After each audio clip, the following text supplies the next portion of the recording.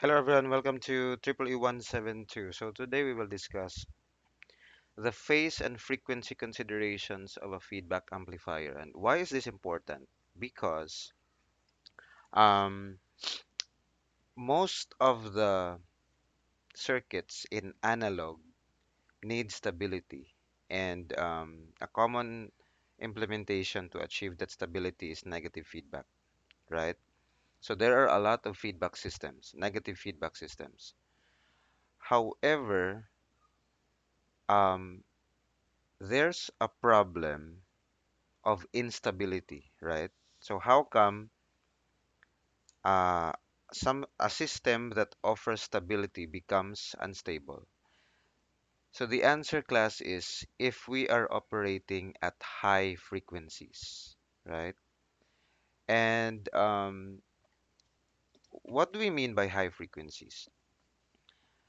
It is not necessary, class, that high frequencies literally mean high frequency, like when your circuit is operating in gigahertz frequency or megahertz frequency, dili lang siya dinha na ay high frequency. Whenever we have an abrupt change, there will always be a high frequency content, right? Because, for example, if you have a square wave, then the frequency content is a sinc function, right? So it looks like that. Okay, this is F. This is the amplitude, for example.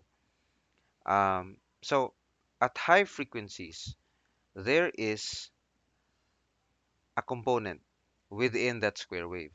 In fact, when when you do okay, when you build this square wave from sinusoidal frequencies, right? It takes infinite amount of sinusoidal frequencies to be able to build this square wave. If we have finite amount of sinusoidal signals, this square wave would look like this, right? Okay, finite pa gani ni. What if infinite kabuok? Okay, so naagi na siya high frequency content. And there are plenty of applications nga nag-deal sa mga signals nga naay abrupt change. Okay? For example, digital signals. Okay? Um, Buffer. Okay? Buffer applications. If our input is a square wave and miagi siya sa analog circuit, right? A feedback system, a buffer, then stable ba siya or mo-oscillate ba siya? So that needs analysis of the stability in a feedback system. So this is just an introduction again. There's an entire course dealing with feedback systems. Okay, in this introduction class, we will look at how how a stable feedback system or a stable negative feedback system becomes unstable, and how do we, number one, know that it is unstable. Number two, how do we prevent or how do we compensate for the instability? Okay, so again, as what I have said, plenty of our, I think, okay, meron ba? Plenty of our analog circuits are implemented in negative feedback. Okay, and one of the component in our negative feedback is the op amp or an amplifier. This is an op amp class because this amplifier here should have a very high open loop gain so that the error signal SE becomes zero and everything becomes stable. However, class, in terms of phase, okay, meron siyang characteristic. Meron siyang, um, yeah, it has a characteristic. What characteristic? The characteristic is that At the bandwidth, and we know this, right? At the bandwidth or at the cutoff frequency, um, it has um, underwent, undergone, it has undergone a phase difference of 45 degrees. Okay? So within the bandwidth, for example, this is non-inverting. So within inverting, so within the bandwidth, wala, zero, ano pa, zero phase difference pa. But at the cutoff frequency, it has undergone 45 degrees um, phase shift. And at higher frequencies, asymptotically, it approaches a phase shift of 90 degrees. Diba? Okay. At high frequencies, pwede siya mag 90 degrees. Okay? Makita nato din at higher frequency, 100 times sa iyang cut-off frequency, pwede siya maabot og 90 degrees nga phase shift. So, mo na iyang characteristic from 0, it reaches negative 45 degrees, and then 90 degrees asymptotic. Okay, iset aside sa nato na. The entire slide, let us summarize this as, okay, at high frequencies, our phase shift is 90 degrees or approaches to 90 degrees. Okay, now, um, if we have a multipole amplifier, ibig sabihin class, duha iyang cut-off frequency. And this is very typical. Even sa atong mga transistor nga amplifiers sa una, katong ipang solve nato, di ba? Ang atong lower cutoff frequency kaysa node A, node B, node C. And then ang atong higher cutoff frequency kaysa input o output, gimiller gani usahay nato kung inverting siya, then ay feedback nga capacitor. So, typical ni siya. And this is also typical for amplifiers nga walay coupling o bypass capacitor. So we don't see here the lower frequency responses. Ang atong makita lang is the higher frequency response. So if that's the case, class, if that's the case, then at the first cut of frequency, asymptotic siya 90. Okay? At the second cut of frequency, asymptotic siya negative 180. I-add ra man na nimo siya. Now, um, what if nag-operate ta ani nga frequency? Okay? Whatever this frequency is. Ang imong negative feedback system, okay, negative feedback system, gi-operate nimo siya, meaning ang imong source kay grabe ka paspas og frequency. Or, again, naa kay square wave, nga kini siya class is very high or nag-contain of very high frequency. Okay? Then, look what happens. Ang phase shift diri class is 180 degrees, meaning pag abot dinhi, okay, nag 180 degrees ka. Pag abot dinhi class, kay gi-minus man nimo, and we know that minus is 180 degrees out of phase also, right? Okay, kung naa kay inani nga signal, okay, if this is like F, if you have negative F, then you have this. Okay, so ang kanang minus diri, pasabot na 180 degrees out of phase. So the total phase shift will be 360 degrees. So now, nahimo na siyang positive feedback. Kasi na-answer kung positive feedback, well, nawala na ang iyang negative feedback. And we know that in the negative feedback, this is corrective, meaning stable siya. Musaka gani siya, i-correct niya, inaog niya balik. So, mo-stabilize na siya. So, wala na siya class, mahimo na siyang positive feedback. Mura na siya mutabang. Kung musaka siya, tabangan pa niyag saka palalo. Kung munaog siya, tabangan pa niyag naog lalo. Why?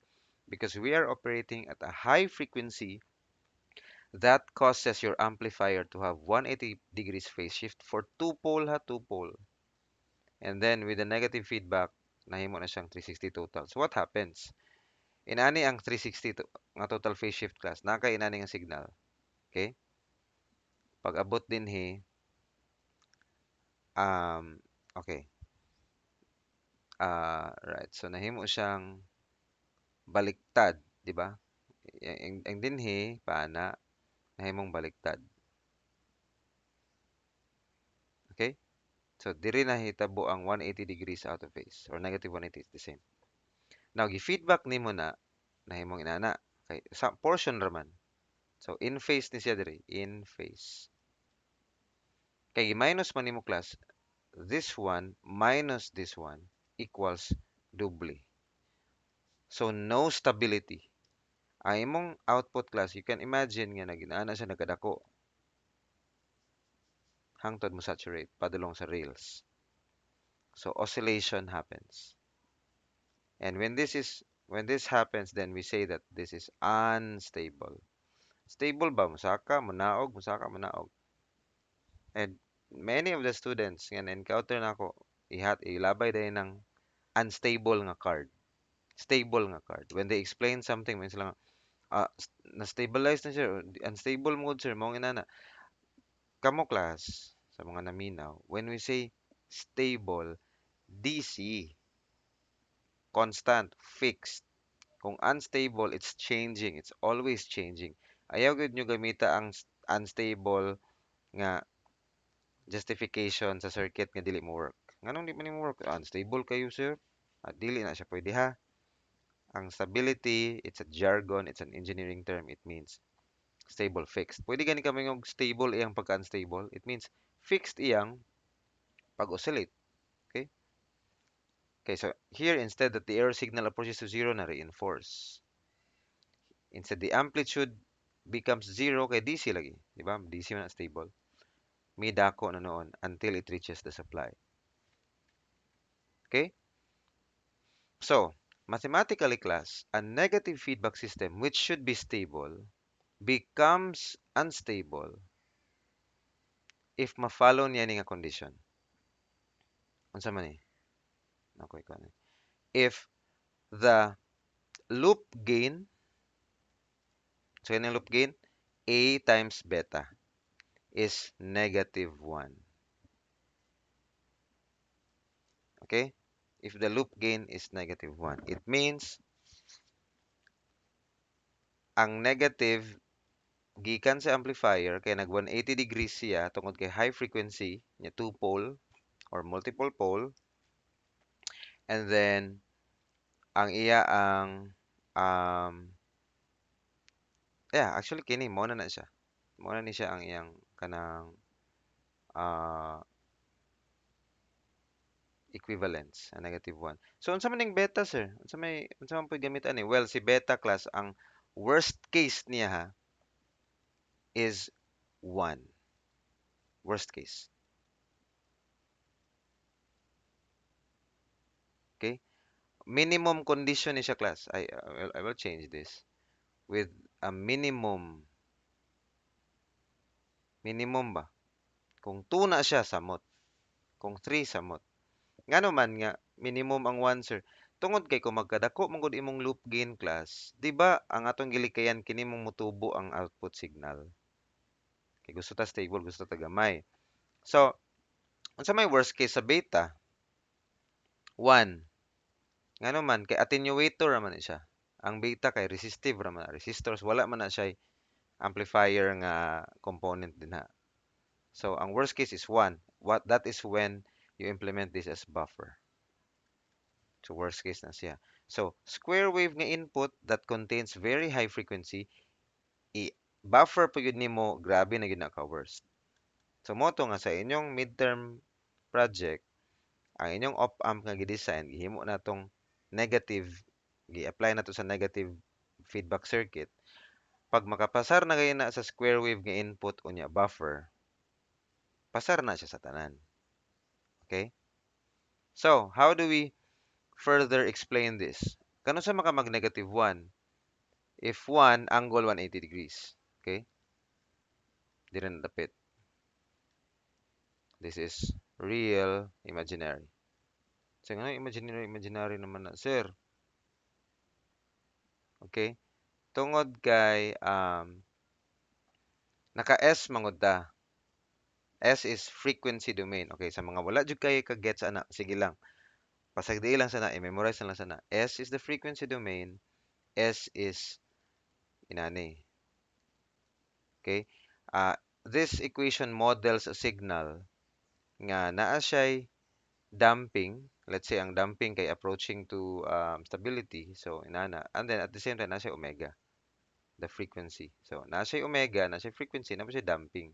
So pwede pod nga nana, di ba? Magkadako, pwede pod nani. Fix yung damping. If this is the case, then the damping coefficient is zero. So mo na ang ginagamit nato sa pag-analyze og AC circuits J omega katong mga filter pagkuha sa cutoff frequency sa RC filter kay expect man ta nga ang input kay walay damping. So J omega lang na mo tong ginahimo nato sa una. Okay, so kay um kuan man siya, imaginary man siya, then Euler man siguro ni kining 1 angle 180. So buot pa sa buot ana, pwede na to yung isensilyo class. Ang condition nga mo unstable sa negative feedback is if makuha niya ni and makuha niya ni. Okay? So, if ang loop gain kay unity and ang phase ana nga loop is 180. So, kini lang ang condition. Kini ang bantayan. Ang loop gain sa circuit kay at least 0 dB. Then, ang phase niya ana nga loop is 180. It appears mathematical pero ang ginabuhat na to ani class kay simulation atong gilantaw. Okay, kung masteral ni kuan gyud, hard mathematics gyud. Tanaw mong loop gain, tanaw mo ang phase. Okay. So again, to explain further, ang negative feedback system mo oscillate kung ang phase is 180, meaning si amplifier ang nakakontribute ana. Kay wala may phase shift ang feedback kay resistive ra lagi. So lantaw na to ang amplifier. Okay. Or magnitude sa loop gain is at least unity. Unya ang worst case nimo kay 1 man for feedback. So meaning, okay, look at the amplifier but condition that buffer siya. Buffer test siya. Okay? Unya, ipakita na to class nga ang pag-test sa stability, buffer test gina siya kay gi worst case na nimo daan si beta. So dili na ka maglantaw sa beta. Worst case naman siya provided i-buffer test nimo. So mulantaw na sad ka sa amplifier lang. You look at the loop gain of the amplifier. Open loop gain. Because A here is the open loop gain. So this slide tells us that to simplify further ang atong pag-check, we look at the amplifier only. Okay? Dili mo contribute sa phase shift ang feedback. So don't look at that. Wala siya problema. Number two, magnitude sa loop gain is at least unity. Worst case na daan si beta, 1 raman pud na. So, amplifier na lang yun imong lantawon. Kay kung makapasar si amplifier dahil ang imo dayang actual nga loop gain is 0.1 ra di ay, di mas maayo nga gi worst case nimo, di ba? Kapasar gud siya sa beta equals 1. Unsa na lang ka kung beta equals 0.1. So, look at the amplifier only. That's why we look at the amplifier characteristics to avoid the Barkhausen criterion for oscillation. By the way, katong kini siya, that's the Barkhausen criterion for oscillation. What does Barkhausen criterion for oscillation say? A negative feedback system or a feedback system in general oscillates if, number one, the total phase difference is 360 degrees. Total na ha. Yung negative feedback man ni atong slide, so 180 lang. Kaya na may 180 po sa iyang pagka-negative feedback. and the magnitude of the loop gain is at least 1. That's the Barkhausen criterion. I want you to memorize that. At least 1 loop gain, 360 total kung feedback system. If that's a negative feedback system, 180 yung phase uh, at the loop. So case 1, case 2. Okay, case 1. Naka-and man ni siya class, di ba? Okay. Mm, um, 360 or 180 degrees out of phase for negative system and at least unity. Kung naa gani isa ani nga di ma-follow, dili ma-unstabilize si negative system, negative feedback system. Okay.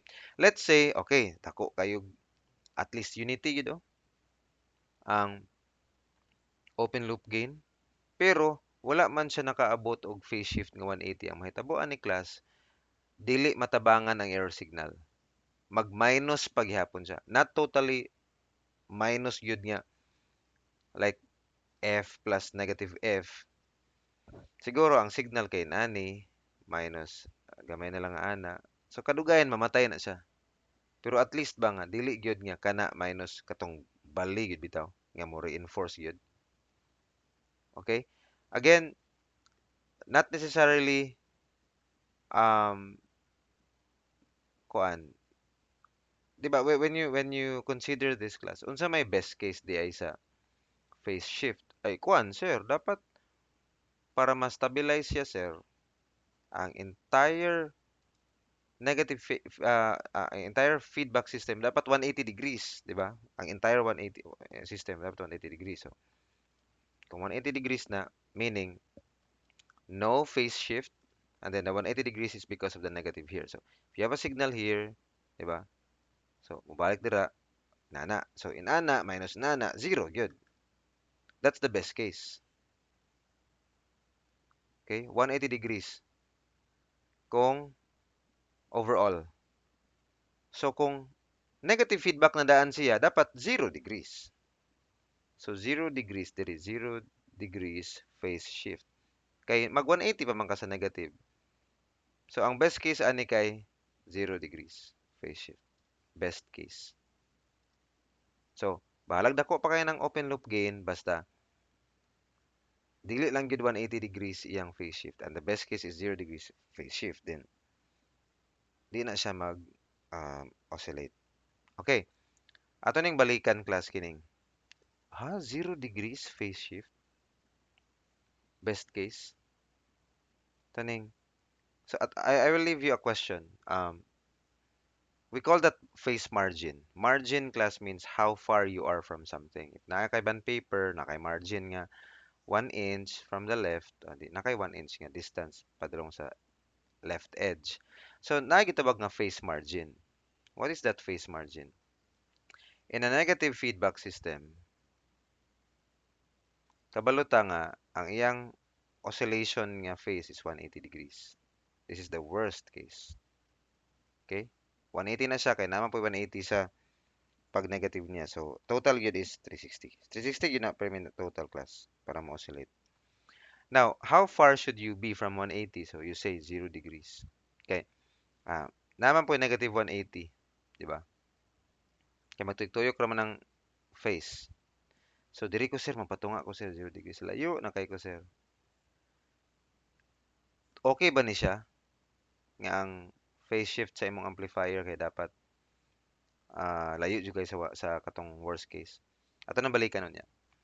Okay, case 2. Sige, phase shift na to 180. Grabe no, 180 gid siya.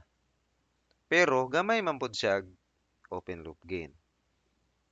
So, there is oscillation, yes, pero mamatay ra karugayan.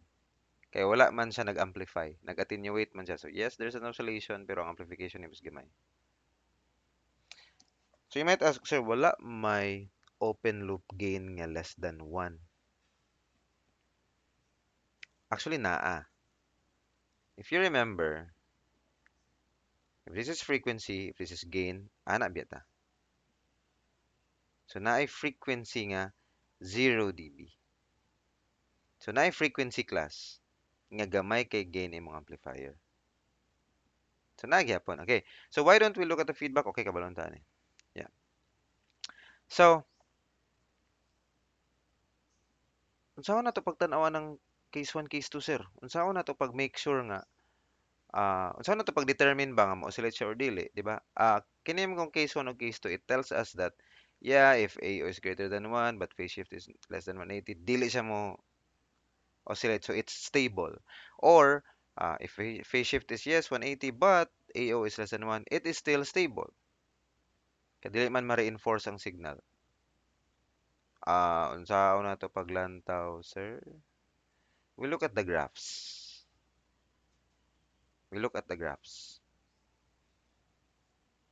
That's why you learn the magnitude response and the phase response. Balik na sa pinakasugod class. And na siya ha. Okay. Kung magdungan gani nga ang AO is greater than 1 and phase is 180, then oscillate. So tanaw na to. Okay. Man mag 1, I think this is in dB. So mag 0 dB here. 0 dB. Tanawa ang phase shift. Pak 90. Dili mo oscillate. And man. Okay? So this is stable. Okay?